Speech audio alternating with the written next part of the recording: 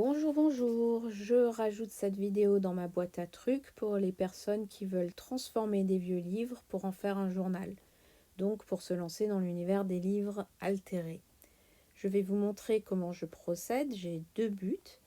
Un, c'est que mon livre ne ressemble pas à un accordéon à la fin, et deux, que les pages soient assez résistantes pour ce que je fais. Donc en général, je suis dans un délire de mixed media, c'est-à-dire que tous les matériaux sont bons. Quand on veut se plonger dans les livres altérés, ça commence évidemment par le choix d'un livre.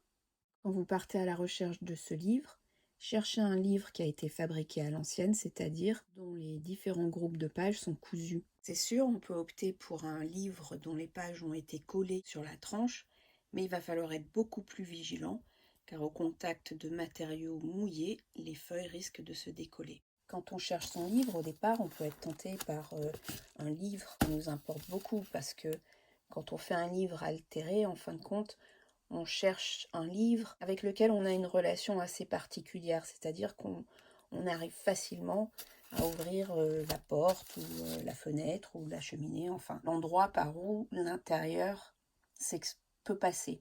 Le problème, c'est que quand on est attaché à un livre, on a du mal en fait à l'altérer parce qu'on y est attaché. Donc pour moi, c'est plus simple d'utiliser un livre avec lequel je n'ai pas de relation particulière. Par exemple, un des livres que je suis en train d'altérer, c'est un livre sur comment s'enrichir, qui m'a pas du tout parlé finalement. Donc j'ai aucun mal à peindre dedans. Deuxième journal, je l'ai acheté en suivant un cours avec Annie Hanneman. J'ai acheté le même livre qu'elle.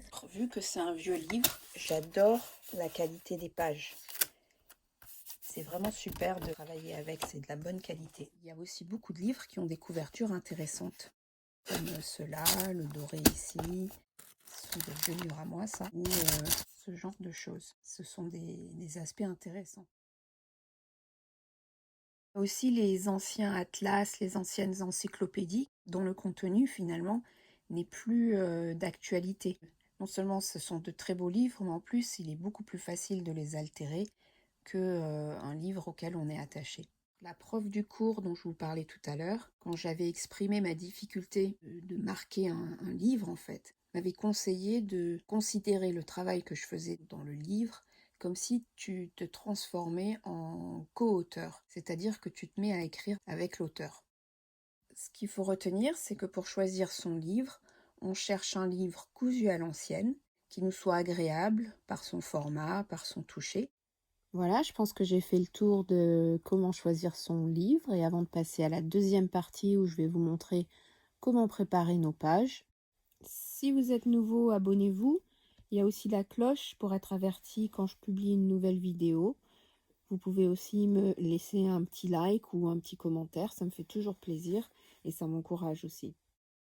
Donc une fois qu'on a choisi son livre, la première chose que je fais, c'est que je diminue le nombre de pages. Là, j'en arrache à peu près le tiers jusqu'à la moitié. Et j'ai un système, donc je compte 2 pages et j'arrache la troisième. Quand vous avez atteint la troisième, vous pouvez en arracher 1, 2, voire 3, selon l'épaisseur de la page que vous envisagez de faire. Moi, j'en arrache 1 sur 3 en fait, donc je compte 1, 2 et j'arrache la troisième.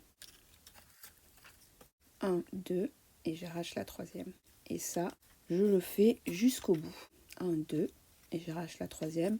Et en fait, au bout, je m'assure qu'il me reste 2 pages à la fin. Donc vous voyez, mon livre a bien maigri et il va bien s'épaissir quand je vais commencer à travailler. Deuxième étape, mon Mod Podge. Alors il y a 2 façons de procéder. Moi j'ai pas encore décidé quelle méthode me convient le mieux, mais il y en a qui disent qu'il faut d'abord coller la petite languette à une page et ensuite on colle les 2 pages ensemble. Et il y a ceux qui disent qu'il ne faut surtout pas mettre de Mod Podge sur la petite languette car ça affaiblirait la tranche du livre. Donc on évite de mettre du Mod Podge au milieu. Quelle que soit la méthode que vous choisissez, vous faites ça jusqu'au bout ou vous pouvez faire au fur et à mesure que vous remplissez votre livre. Une fois que nos pages sont collées, on va maintenant s'occuper de renforcer encore les pages. Donc ça, on peut le faire à l'aide d'un gesso transparent, surtout si on veut utiliser le texte qui est en dessous, du coup ça le protège. On peut aussi utiliser du Mod Podge blanc. ça protège et puis ça estompe le texte. Pour renforcer nos pages, on peut aussi utiliser les pages qu'on a déchirées pour faire un collage. Ou alors on peut aussi faire ce collage en couleur. Autre façon de préparer sa page, on peut la peindre, c'est-à-dire peindre en fond. J'aime bien par exemple commencer par une couleur très foncée pour ensuite rajouter du blanc. Utiliser ma carte aussi. Voilà, je vous ai montré quelques méthodes pour renforcer les pages, pour qu'elles ne se déchirent pas, pour qu'elles gondolent pas trop. En plus de protéger les pages, ça donne un rythme, ça donne un point de départ pour la page que je vais créer. Ça donne de la texture aussi. J'espère que cette vidéo vous aura été utile et que vous allez vous régaler en altérant vos propres livres. Allez, à bientôt.